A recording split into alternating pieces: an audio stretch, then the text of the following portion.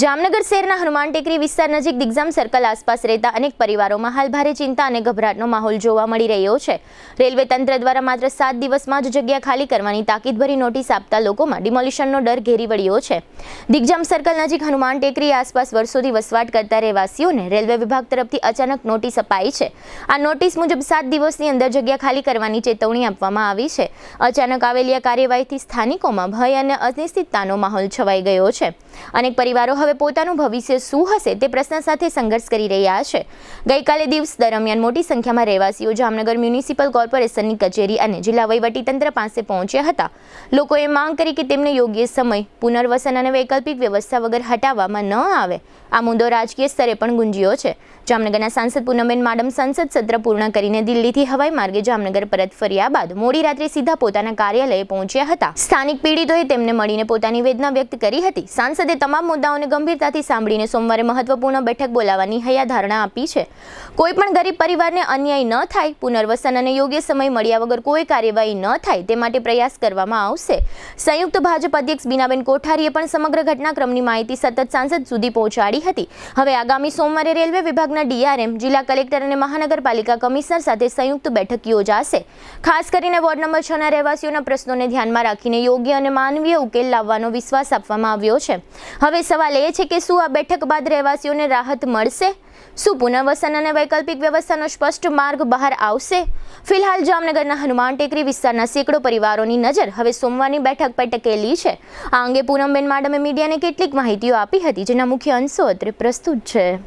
આપ સૌ જાણો છો મુજબ અને અલગ અલગ મીડિયાના માધ્યમથી પણ લોકોને જાણકારી છે અને આપ સૌને પણ જાણકારી છે। વોર્ડ નંબર 6 જામનગર મહાનગર વિસ્તારના વોર્ડ નંબર 6 માં અમુક રહેણાંકોને રેસિડેન્શિયલ એરિયામાં રેલવે દ્વારા ડેમોલિશનની અને એ વિસ્તાર ખાલી કરવાની એક નોટિસ આપવામાં આવી હતી, જે અનુસંધાને ગઈકાલથી જ એ નાગરિકોમાં થોડો ડર હતો અને અચાનક જ ડેમોલિશનની આવી નોટિસ આવવાથી સ્વાભાવિક રીતે લોકોમાં એક ટેન્શન હતું, એક ભય હતો।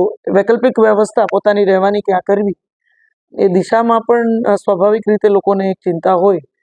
તો ગઈકાલથી જ મને ઘણા બધા ફોન જામનગરથી આવતા હતા। શહેર અધ્યક્ષ શ્રી બીનાબેન કોઠારીએ ગઈકાલથી લઈને આજ સુધી મારા ધ્યાન પર, કારણ કે પાર્લામેન્ટ સેશનનો આજ છેલ્લો દિવસ હતો, 3-4 વખત ફોન કરી અને મેં કીધું કે બેન તમે આવો એટલે તરત જ રેસિડેન્ટ્સને ચોક્કસ મળો। ઘણા સમયથી આ લોકો આમ જુઓ તો ક્યાંક કન્ફ્યુઝન પણ છે। અત્યારે મેં જે વાત કરી બધા નાગરિકો સાથે, એમાંથી ક્યાંક કન્ફ્યુઝન પણ એવું છે કે અમુક મહાનગરપાલિકાના એરિયામાં એ લોકો રહે છે, અમુક એ લોકોને સનદ ભૂતકાળમાં આપવામાં આવી છે, એવા પણ નાગરિકો છે જેને ડેમોલિશનની નોટિસ આવી છે, અને અમુક કાયદેસર રીતે રેલવેની જ જગ્યામાં છે। અને ભૂતકાળમાં એક કોર્ટનો પહેલા ચુકાદો પણ એવો હતો કે રેલવેની બધી જગ્યાઓ એક નોટિસ આપી નાગરિકોને એને વૈકલ્પિક વ્યવસ્થા સરકાર દ્વારા ઊભી કરવામાં આવે ને એ જગ્યા ખાલી કરાવવાનો ભૂતકાળમાં એક સુપ્રીમ કોર્ટનો એવો ચુકાદો પણ છે। પણ એમાં મારી વાત એવી હતી, જે તે સમયે ડીઆરએમ શ્રીને અને જીએમ શ્રીને મેં બંનેને કીધું હતું, તમે સમગ્ર ગુજરાતમાં, આ વાત એપ્લિકેબલ તો આખા દેશ માટે છે, સુપ્રીમ કોર્ટનો ચુકાદો છે તો મારી વાત એવી હતી